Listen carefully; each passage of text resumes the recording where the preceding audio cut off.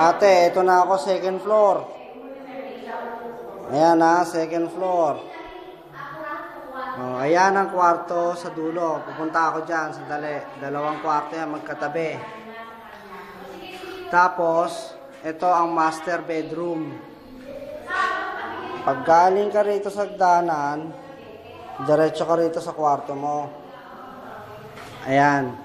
Ito ngayon ang CR mo. May bathtub, sabi ng nanay. Di pa tapos yan. Pinakikita ko lang sa'yo, pero ito na yung iyo. Ito ngayon ang kwarto mo.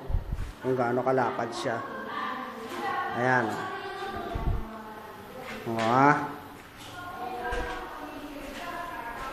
Ayan, o.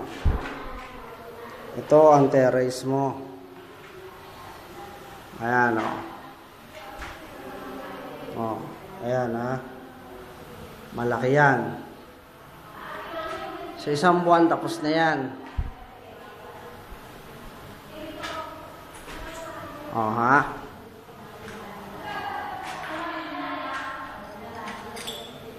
Ayan, ha. Ayan ang bathtub. Bathtub daw, bathtub. Ayan, nagdanan, bababa ka. Ito ang kwarto rito, tatlo. Dito muna tayo sa dulo. Ito. Ayan ha, kwarto yan, te. Tapos, tatanaw ko sa bintana, ayan ang kapitbahay. Ayan ang bubong. Pag tumingin ka, ayan ang kabilang bintana ng kwarto.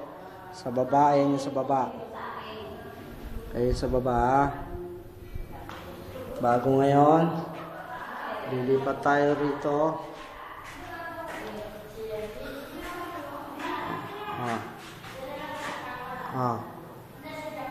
Ayan. Ayan ha. Ayan ang kwarto. Kwarto ko yan. Solo ko yan. Akin yan. Ito ang danan. Ito ang road.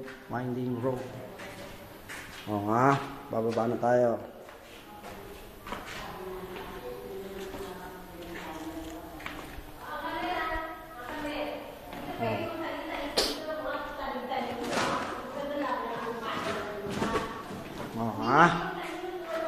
Tapos, ayan ang baba.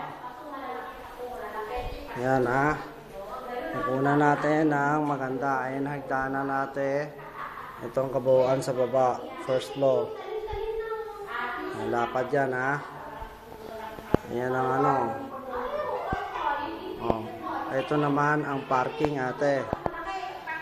Ayan ang parking area. Ayan ang parking area. Ayan sila, mga tropa. Teka, binibidyoan ko pa. Ayan ha, ako na mag-aangal. Yung pintura sa loob ha, tanongin nyo. Yung tatlong kwarto, tsaka CR. Lahat ng loob ng bahay, alamin nyo kung anong pintura. Yung tatlong kwarto, yung dalawang CR, kung anong kulay. Ayan ha.